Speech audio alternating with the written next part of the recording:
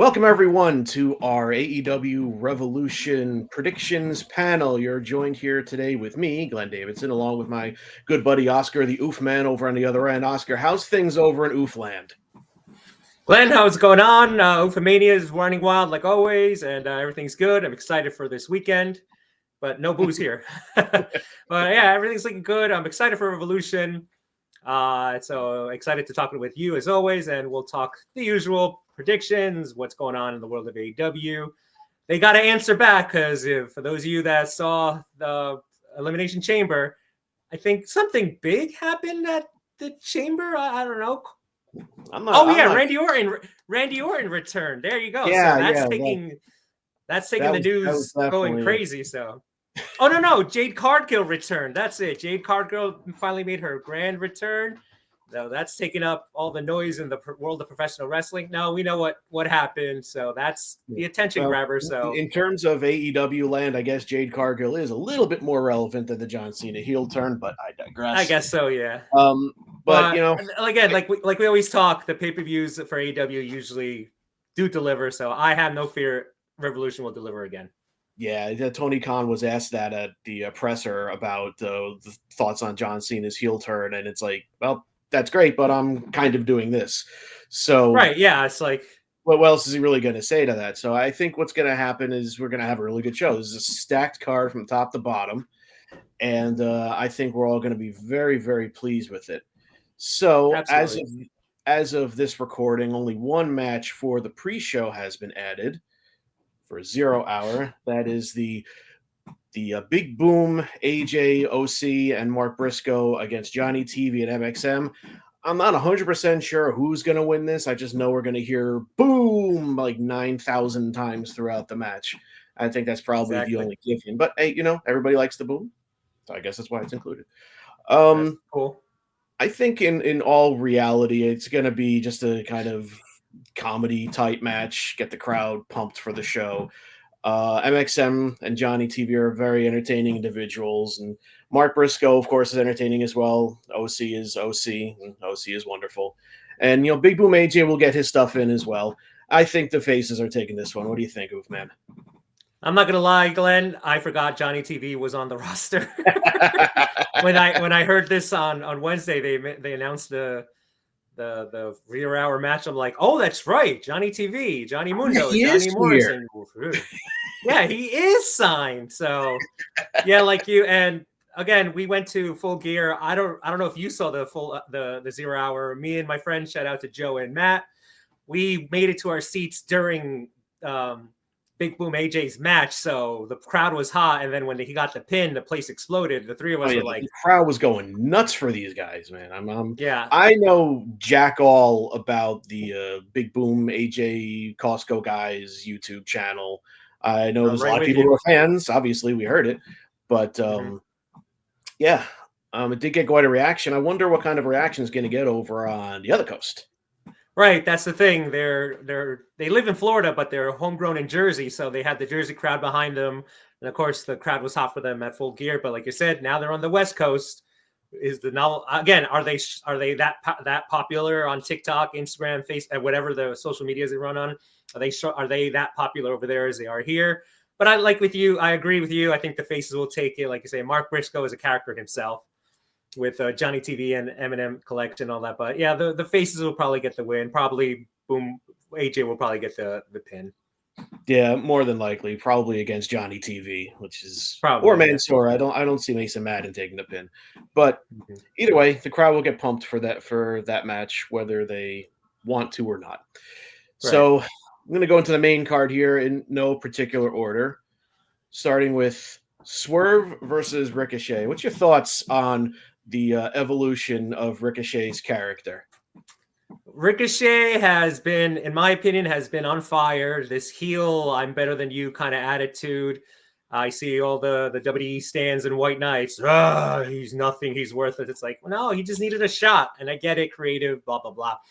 But he's been killing it with this character. This past Wednesday, he was teasing Samantha Irving. How cool would it be? Prince Nana wants his robe back. Oh, yeah. I said in another chat group, I was like, if you want great heel with Ricochet, how cool it is if Ricochet comes out with Samantha Irving and she's wearing the cape, like Oh, mega that is heat. a fantastic thought. I didn't think about that Imagine at all. that. I Imagine thought her coming out with it.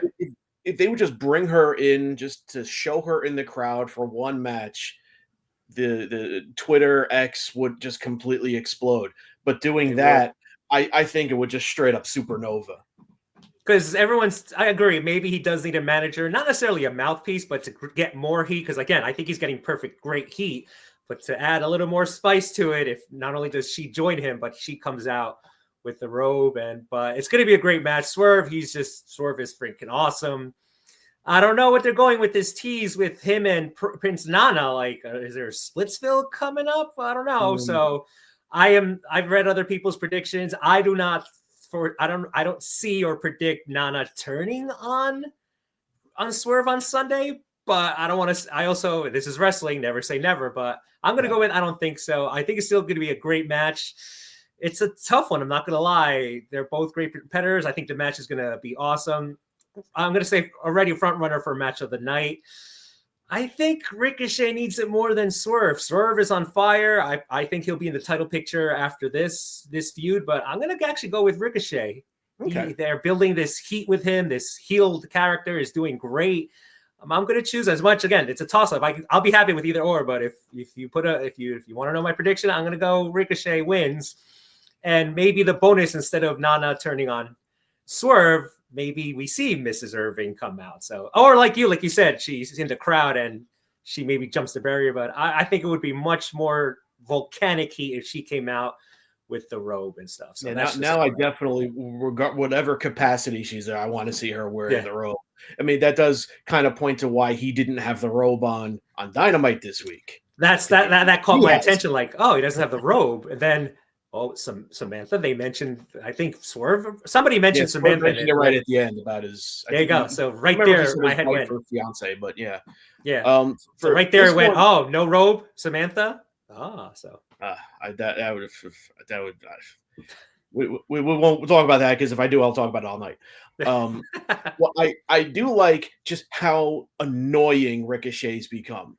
He has become so like you just want to slap the guy, and that's the perfect kind of heel heat. He's like, he thinks he's good, but he's got like that little bro aspect to him. And it really works for him. And he's been selling the hell out of it. I'm going to have to go with Swerve on this one for the simple fact that Ricochet got the win with the low blow against Swerve in a singles match. And then he got the pin on Swerve this week on Dynamite. I just think that he got 2 pinfalls. I think that's sort of pointing to Swerve winning this one. I don't know though if Nana is going to get the robe back. It would be kind of cool if they hung on to it and maybe All In he finally gets the robe back in some sort of grandiose display. But it also wouldn't shock me if he gets it back today. Not today, on Sunday. But I'm going to go Swerve on this. And this match, like you had said, and it's a lot of the matches on this card, I'm kind of happy with whoever wins. Which is pretty much kind of cool, It's good when you choose your own adventure, and one adventure doesn't lead to imminent doom. So that's that. So I'm going to move on to Mercedes and Momo for this match. Before I even talk about that, they got to start marketing the Monet puppet. That would be so. Oh amazing. Yes. I'm not gonna lie. I would buy one in a heartbeat. I would. I already have a couple of hand puppets. Don't judge, and I do like hand puppets. So I would absolutely love to add that to my puppet situation.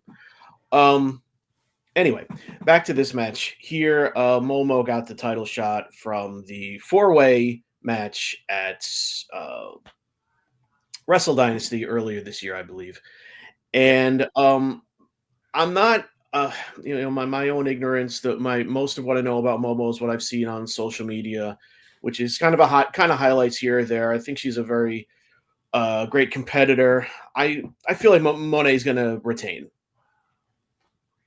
Yeah, this is. I don't want to really say this is the easiest, but this is the easiest.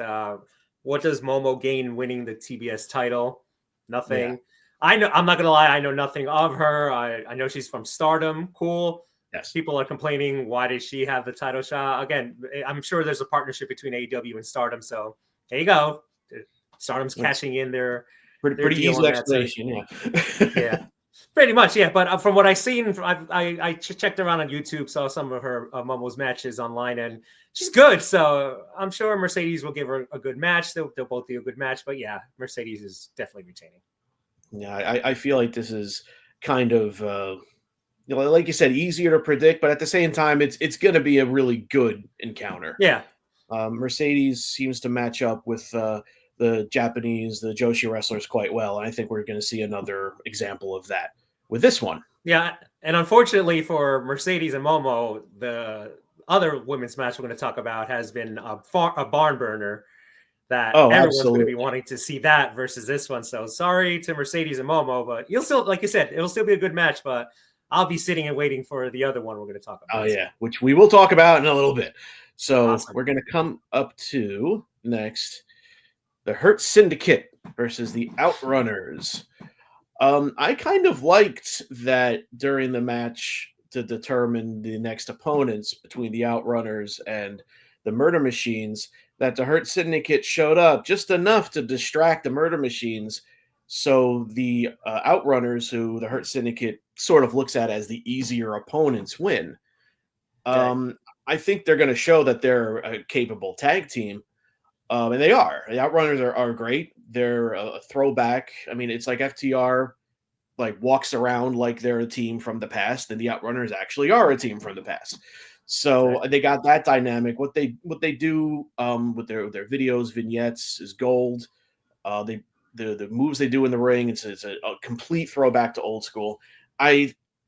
Despite all that, and I think the Hurt Syndicate is going to retain the titles here. What do you think? Yeah, I'm with you on that. Unfortunately, I agree completely with everything you said about the Outrunners. The video clip that they showed on Wednesday was freaking hilarious. I love their act. They're funny, like I said, old school team from like the 80s and all that. Unfortunately, they got very hot and popular at the exact same time as the Hurt Syndicate is with the fans. Yes, they're the heels, but we love it. I don't know what it is about the Hurt Syndicate. When you got Lashley and Benjamin together, they hurt people, and the crowd, the fans love them. So I feel so bad for the Outrunners. It's still going to be a great match. We're going to see the hits from both teams, but Hurt Syndicate's retaining. But the Outrunners will give them a run for their money, where they might return. This match might come back either at a special Dynamite or at another pay-per-view. But yeah, Outrunners, it's like, again, they got so good, so popular. The fans, we love them. But at the same time, you got the tag champs who are just on fire, maybe a little bit more than the Outrunners. And they just got the belts, the Hurt Syndicate. So the belts don't, in AEW, the belts don't really hot potato that much. I remember back in the beginning of AEW, some belts did hot potato a lot. Lately, Tony Khan has been putting the brakes on the title reigns lasting a little bit longer, which is fine. Nothing wrong with that. But I don't see the titles changing. It's still going to be a fun match. I think the Outrunners are going to be hilarious like they are. The Hurt Syndicate's literally going to bring the pain, bring the hurt. But yeah, unfortunately, again, hot, nothing wrong with that. But when you're facing another team that's just as hot as you, or maybe a little bit hotter, it's tough to switch the belt. So yeah, I say Hurt Syndicate will retain, but don't count the Outrunners out yet. I predict maybe later on in the year they'll get another shot, whether it is against the Hurt Syndicate or somebody else, but not yet. Like, they're right there. But unfortunately, when you got the team just like the Hurt Syndicate, how on fire they are, I got to go with the chance retaining. Oh, I totally agree that the Outrunners will eventually have their day. It's just not going to be on Sunday. And the unfortunate thing when you have two really hot teams, unfortunately, someone's got to lose.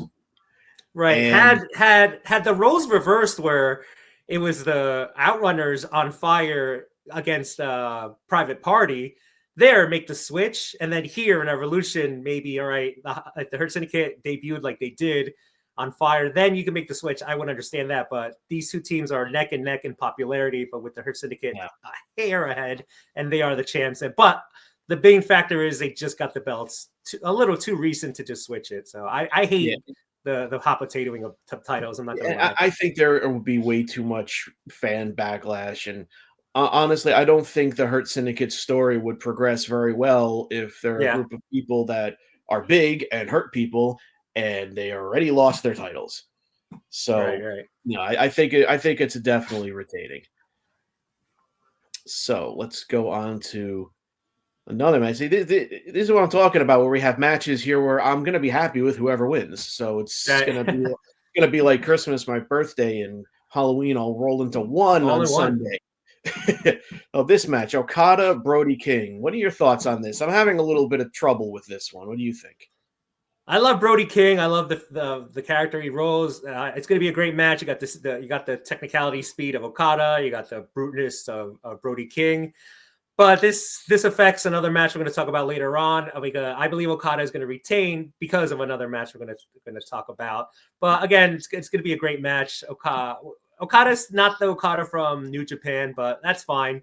Yeah. Well, When he says he bitch, doesn't his mannerisms, he's still Okada. So he doesn't have to be the Okada from NJPW because right, he's yeah, now the Okada in All Elite Wrestling. right. So he's in a different direction.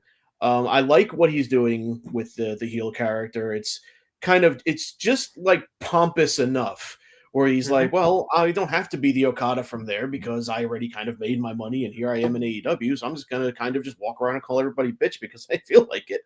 I think And he can it's do it, yeah. yeah, and he can. It's convincing because when he's put to the test, he'll pass every time.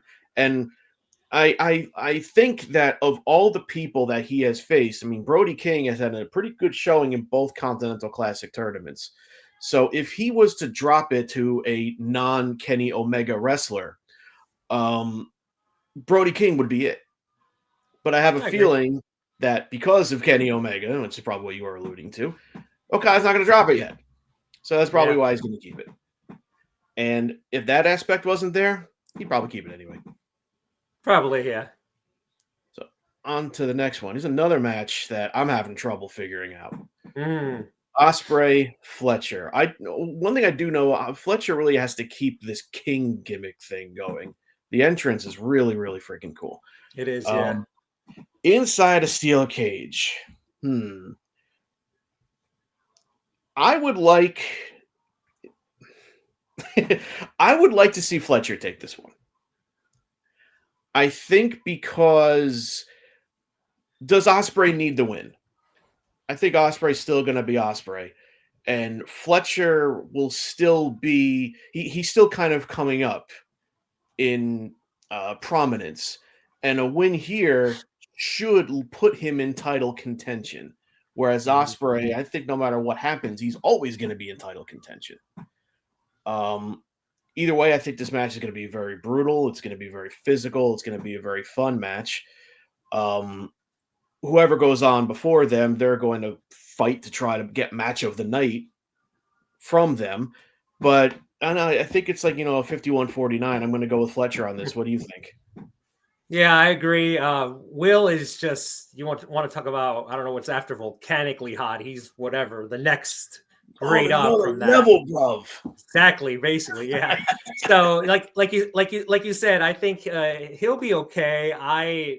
Way early prediction, but I think he will win the AEW title sometime this year.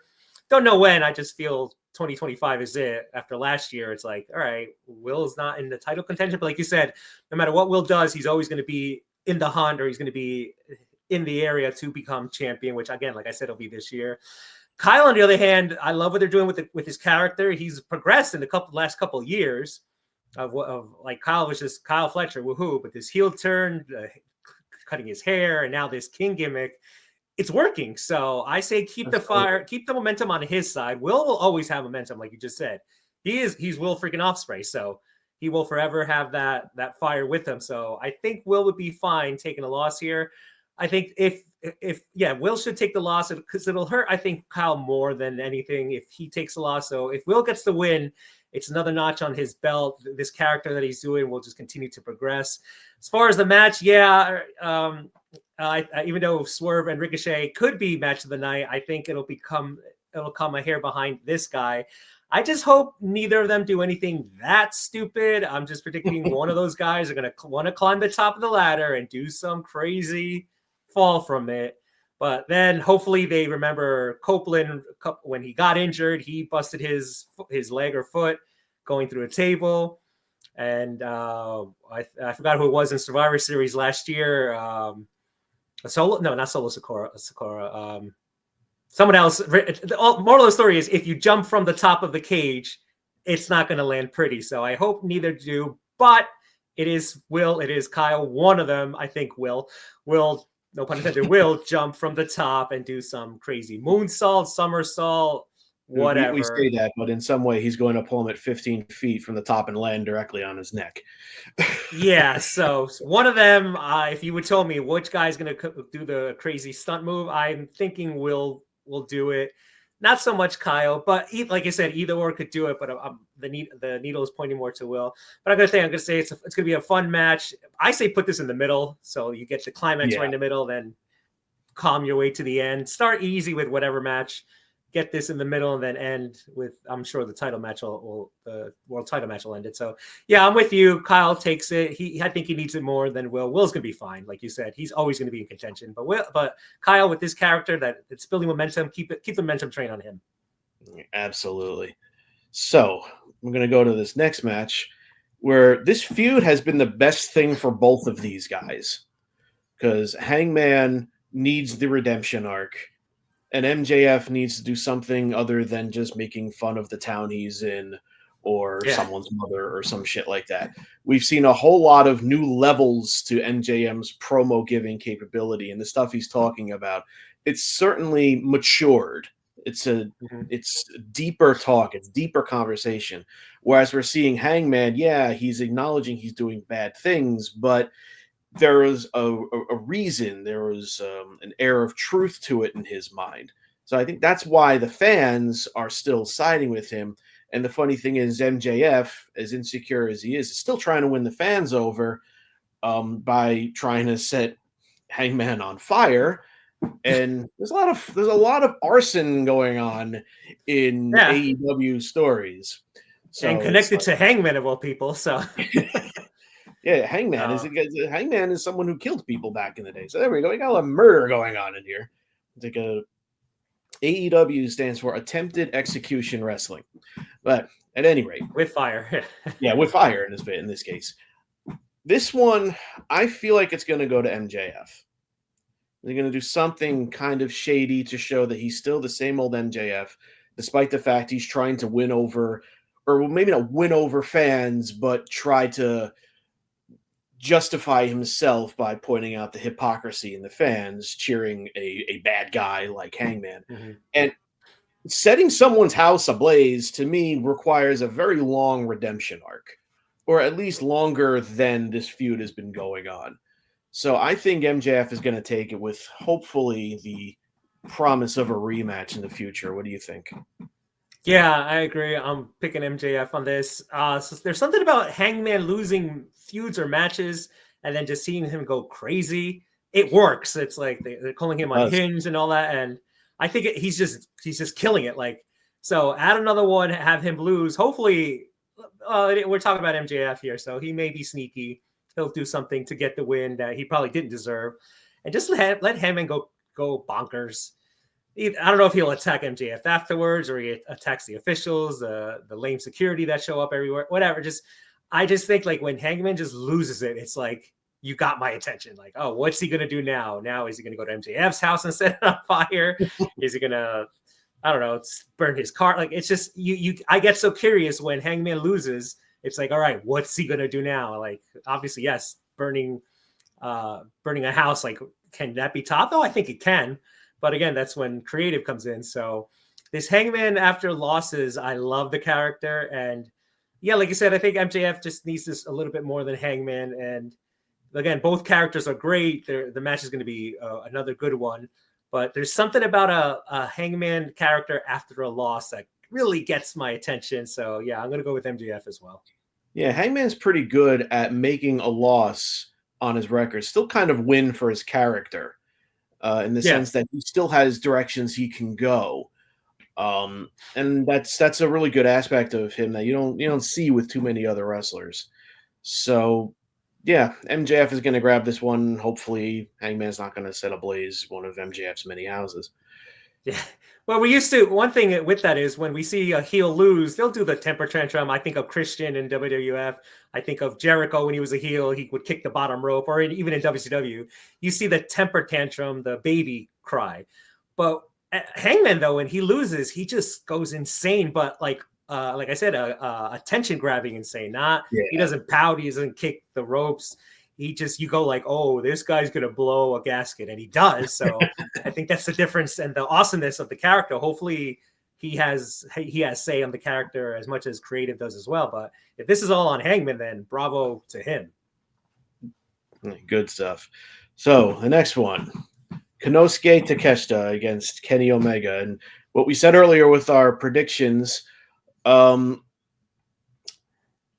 Since Takeshita got the 2 win, they've been talking about it in the storyline already. The 2 wins against Omega in 1 week a few years back before Kenny became stricken with diverticulitis. They're basically treating that like it happened last month. So it's very much a part of the story as anything else. As much as I like Takeshita, and I think he has taken that international championship to even more levels past what Orange Cassidy did with it. Like, I think he's truly made it an international title. He's defended it in Canada. He's defended it in Japan. He goes all over the place with it. I think, though, this is the time when Omega gets the title. What do you think? Yeah, I agree. What we spoke about earlier with Okada retaining. Kenny takes this, and there was a report a couple days ago, allegedly, that word is that they want to merge the Continental title and the International title, make it just the International title, and with Kenny winning here, become the new International champion, and Okada retaining. I think at All In Texas, Tony Khan gets his dream match: Okada versus Omega, title for title, and. Well, we'll talk about that later. But yeah, I think this is leading to Tony Khan's dream match of finally getting Omega and Okada in the same ring. So yeah, Kenny takes it. Again, it's going to be another great match. We sound like broken records, but that's how AEW works for pay-per-views. So, but it's going to be a great match. And yeah, Kenny takes it. So then finally, I think the fans will get rowdy for it. Like we know we're not smart marks or anything. It's just we just know, okay, if Okada retains and Omega wins, we know where this is headed. And we're going to get the match we've been waiting for, like you said, for a while. Unfortunately, Kenny did get injured. And so finally, we're going to get Okada, Omega in America, in AEW. And I believe it'll be an All In Texas. It'll be belt for belt. And yeah, so Kenny takes it. And we'll talk about that other stuff later. So, but yeah, Kenny takes it. If they're truly going to unify the titles, which I hope they don't do, the International Championship and the Continental Championship, please don't call it the Intercontinental Championship. No, yeah, I just name it. Yeah, keep it. Yeah, that's the last thing. That's like there's already a few. We spoke about it in earlier videos together, where it's just this whole tribalism with the fans. This is not adding fuel to the fire. This is driving a tanker filled with gasoline into a fire. So yeah, exactly. Temptation is going to call. Trust me, Temptation is going to call to Tony Khan and be like, call it the Intercontinental. No, keep it international. Or don't call it the HBO Max title or some dumb whatever. Shit. Just honestly, I'd rather it just be 2 belts Omega or 2 belts Okada, to be honest. I mean, like Mercedes walks around with 1,000 titles and it seems to be fine. 2 of them should do that too. But but if they merge, like I agree with you. Yeah, don't call it the Intercontinental. Don't call it that. Much as it's perfect to do it, but not now. No, don't. For the love of God, please. I guarantee Renee Paquette has had enough time trying to make herself not accidentally say Intercontinental.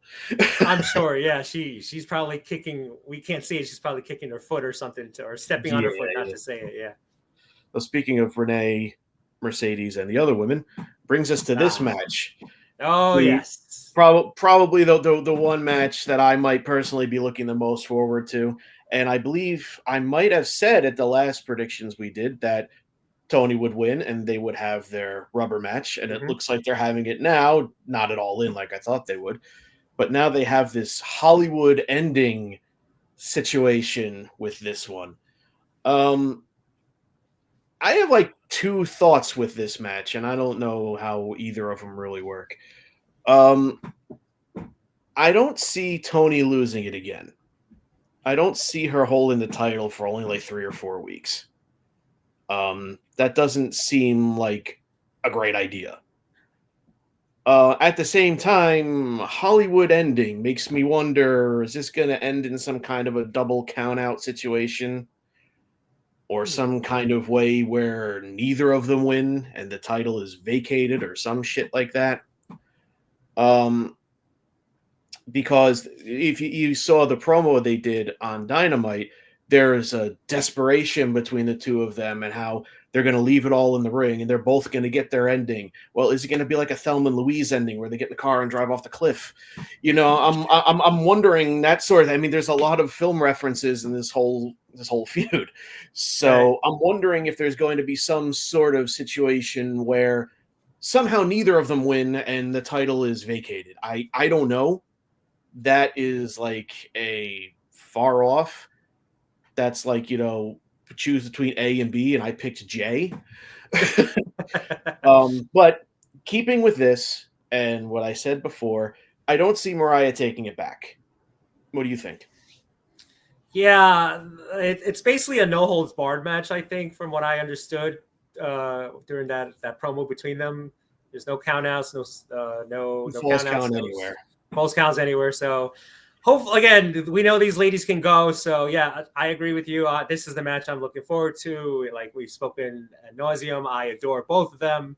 Like I said, can't wait to finally meet Toni Storm one day. Met Mariah, but they're going to put a nice exclamation point on this feud. I believe it will end the feud, as much as I don't want to see it end. But me either. But you say all good things must come to an end.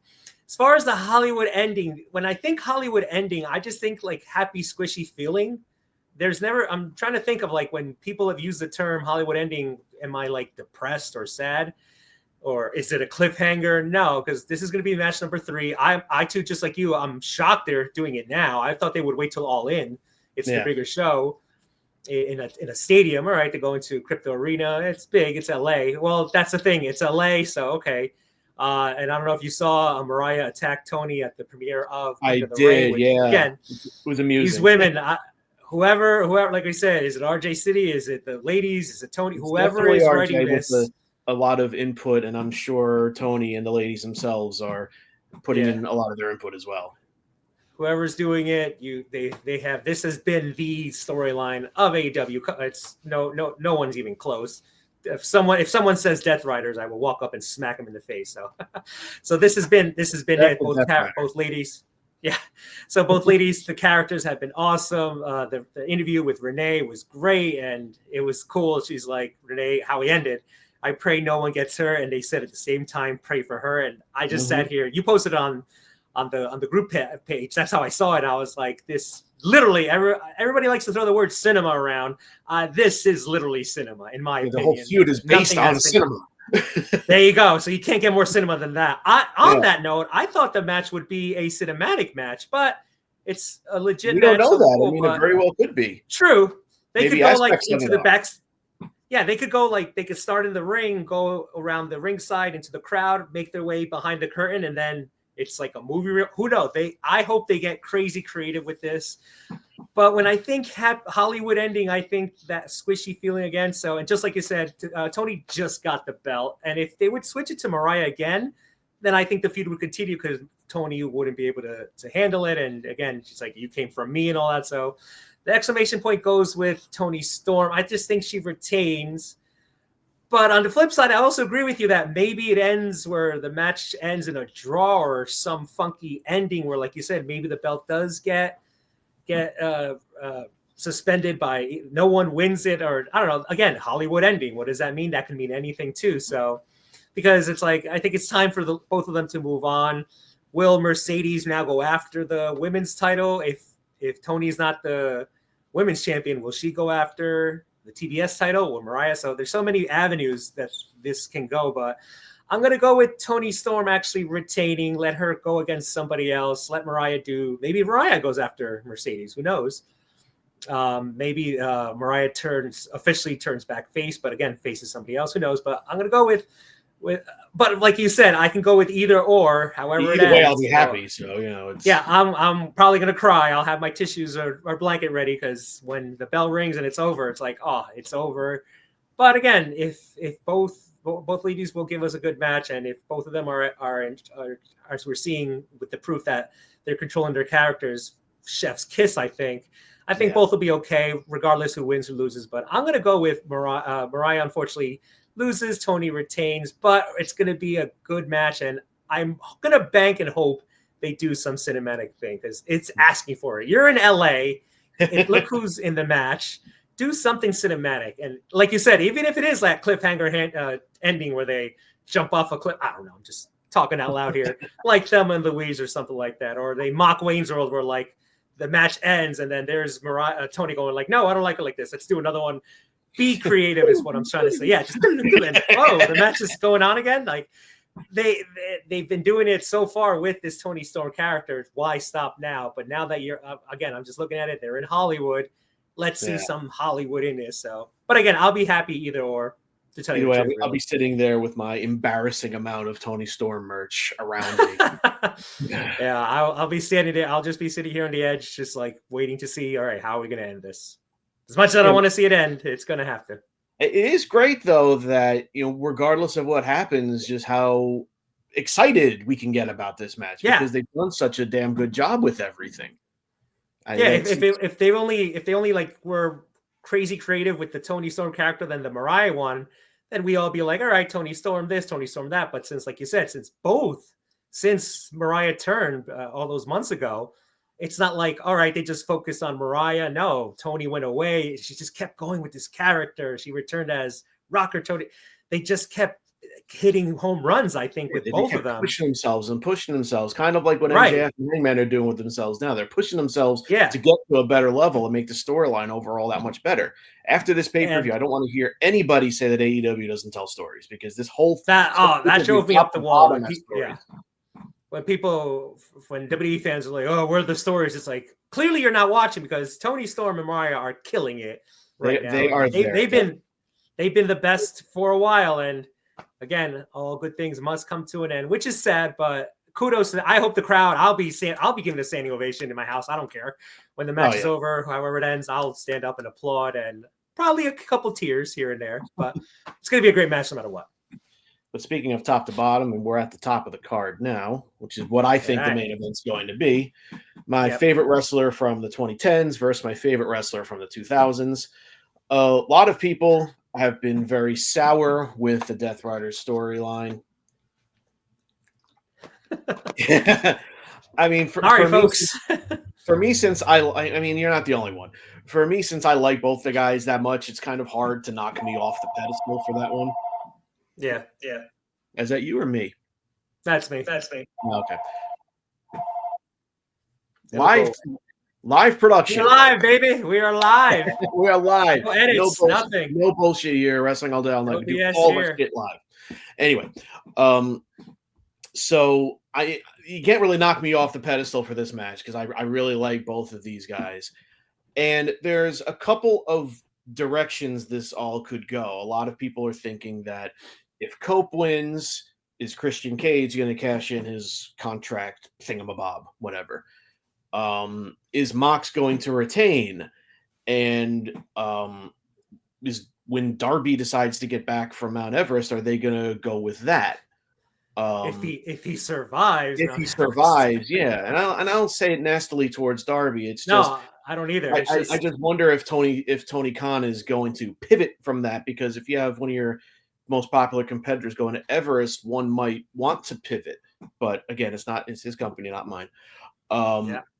And then what I saw with Jay White, where he was talking up Cope, it's like, this sounds like he's going to turn on him. Because I think Jay White is the kind of guy who is kind of little bro to Cope right now. And I don't think Jay White likes that sort of thing.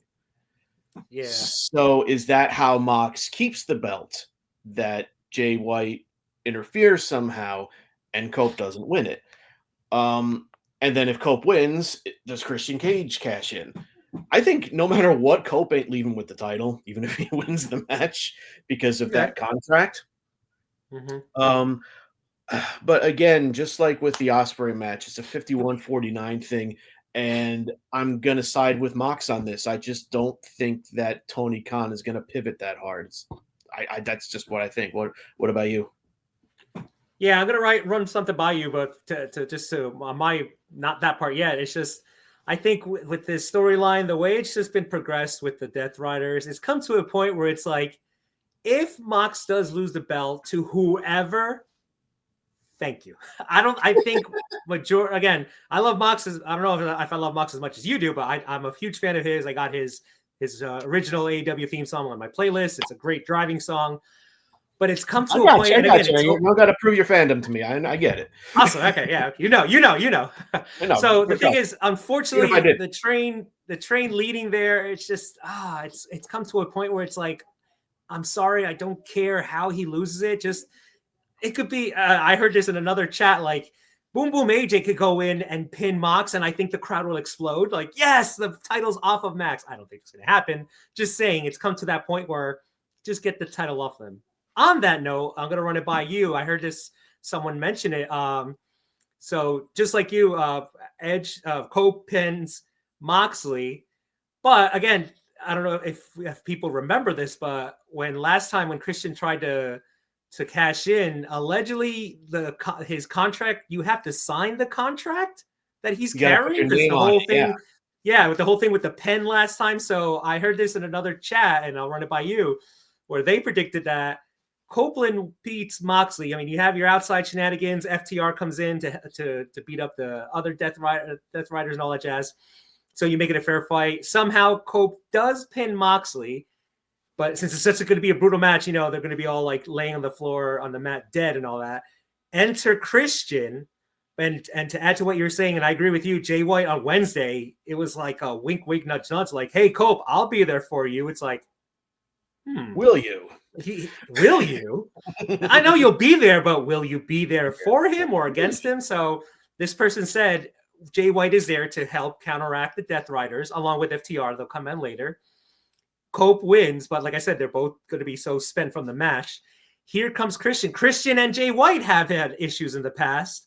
And then this guy said, what if Jay White stops Christian from interfering? The contract is on the floor. Jay White picks it up, and then he signs it, and he pins Cope. And I have heard Jay that floating around too. That's also another. That would be shocking. Nothing like last Saturday Elimination Chamber, but I would be like, whoa, because everyone's saying yes. Everyone's all eyes are on either Christian cashing in on Cope or Moxley flat out pinning. I don't see Christian coming out. If Mox retains, I don't see Christian coming out at all because. Christian, not that he's scared, but he's that chicken shit heel where he's like, okay, you're the champion. Cool. Oh, yeah. He won't see an opportunity to take it. As clean hands as possible. That's right. Yeah. So reading this, what this guy wrote in another chat, I'm like, I like that.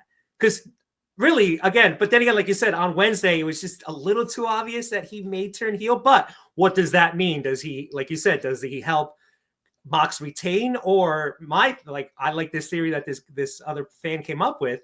He is there to help Cope, but if Cope wins, he wins the title. Christian comes out. Again, like I said, Jay White and Christian have their own little beef going on. He stops them. Just Christian, he just stops them from interfering. Christian is helped to the back by security. What's that on the floor? The contract. And Jay White, he pulls out a pen. He signs it instead, and he goes in and he screws Copeland. Jay White leaves, like you said, Mox doesn't leave, or Cope doesn't leave the building with the AEW title. I'm going to go with that Cope does beat Moxley, but Jay White walks out. He will screw in the end, will turn on him. That scenario could still work if Mox wins because Mox and Jay White have had history. True. White has been referring to him as the one true king.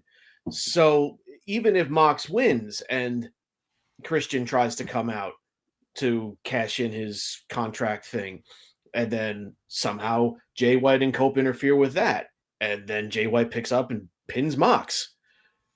I mean, I think again, I'll agree that either it works. I'm just saying my prediction is going to be whichever, and just kind of building on your prediction and what you said, because I think what you said is really good. Building on that, I almost feel like Jay, what we see on this match card here, we're not necessarily going to get one of them leaving with the title. And I Absolutely, I think agree. there's one of four people that could easily leave with the title after this. And I think that's pretty damn crazy, to be honest. But still, it's going to be a fantastic show. I mean, top to bottom, there's so much stuff going on. All of it has an entertaining aspect to it. All of it has stuff that I want to see. Um, and I'm actually really quite looking forward to it. You're hearing that Tony Khan is now more in the weeds, like he's has more of his hands on the shows. And if that's the case, I mean, I feel like for the past 3 weeks, the show's been hitting more than it's been missing. And it could be something like that. It could be the cancellation of Rampage, making it so they can focus on just the two primary shows. Have Dynamite and Collision be their Raw SmackDown and just be able to focus on that.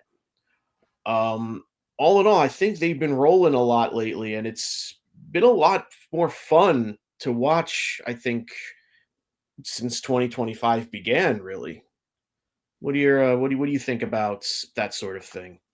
No, I absolutely agree. It's just, goodbye Rampage. It was really nothing there, and It was I fun. kind It of was fun for a bit. for a bit when it began. I'm kind of kicking myself in the butt because lately, like we've been saying, and I think since Rampage got canceled, Collision has actually, from what I read the results, and it's Saturday night. I'm either working or I'm doing something, or I'm just not home. I can't watch it. Where it's like, again, you had the Tony Storm return there, and you just been having some good stuff. Where it's like, I'm gonna now try to see if I can change my schedule on where I can start watching Collision and stuff like Or that. DVR it even, man. I mean, or DVR, yeah, or something, because it seems like there are some. I don't blame Tony for doing that. You want all eyes, obviously, on Dynamite. It's on Max and all that, but now Collision is starting to pick up as well. Where again, last Saturday I had no shot. They could have, I don't know, resurrected Andre the Giant on Collision last Saturday. They were still going to lose to it's eliminate. kind of hard for a wrestling company that's barely 5-6 years old to compete with a heel turn that fans have been waiting practically a 20 generation plus for. years. Yeah, exactly. That's very hard for anybody to combat. I mean, any form of television is going to be hard pressed to combat something like that. And I get it. I thought it was a good piece of television. I mean, I didn't see it live. I saw highlights of it. I'm of the thought that it probably should have happened 10, 12 years ago, because instead of a retirement tour of heel Cena, you would have had a more honest resurgence of a Hollywood Hogan, where he still has a lot of legs left to his career. But, Monday morning quarterback, it's easy to think those sorts of things. But AEW right now, with that kind of stuff breathing down their neck, with WWE trying to pull out all the stops finally to try to make their show more appealing to their fans, and now they're booking shows on top of AEW shows. They just booked the Battleground on top of Double or Nothing. Tony Khan, I feel, is doing what he should be doing, and that's staying the course, producing good television, making the fans happy, and just moving on. That's what he needs to do. Stay the course. Don't get too caught up in what anybody else is doing or what anybody else says you should do. Just stay the course. Yeah, I agree. I completely agree. It's just one of those things where, again, like I've been watching AEW since day one. I was there. I was counting down the days. I blame Jericho. He got me into AEW, and I'm still watching it. If I miss it, I catch a replay, or now with Max, you can catch and all that. So whatever Tony's been doing, especially, like you just said, this, especially of all years this year, because I think 2024, they really got their asses handed to them. Just the product was getting ice cold, not even cold, just Antarctica cold. And I don't know what happened. I don't know if Tony met with creative or he met with the elite or whatever. Just this year, they've been more, the needle has been on positive more than negative, especially we're only barely in March, but they've been nailing the Dynamites pretty good. And like I said, I think it was probably what you said, the cancellation of Rampage. Like I said, now focus just on two shows where you have your A show and your B show. Just kind of like back in the day, we had just Raw, then SmackDown entered, but then Sunday Night Heat. And it just felt like well, just focus on the two main shows like they are now. So now with Tony's focus on Dynamite and Collision, and like I said, there have been a couple collisions where it's like, man, I wish I watched that live, especially the Tony Storm return, the Timeless return. I wish I would have seen that live. I saw it on, absolutely. on YouTube, and I'm like, this is. Yeah, Collision has been markedly improved since the beginning of this year. It's absolutely been much better show. So I'll admit it now, and I'm on record. I'm going to do my best to now try to see Collision more often, because you just never know. I know, as you know, I'm a diehard Thunder Rosa fan. I know she's more on that show, so maybe I just follow her there too, like I follow Jericho to Dynamite. But yeah, but it's just again, like you say, if he just keeps focusing on just giving again, it doesn't have to be, forget the star ratings, forget all that. Just give us a good show. That's, again, every time a show ends, whether it's a pay-per-view, Raw, SmackDown, Dynamite, whatever, at the end of the day, I ask myself, was I entertained? And if it's yes, then to me, it was a success. Everybody has their own measuring bar on what makes a good show.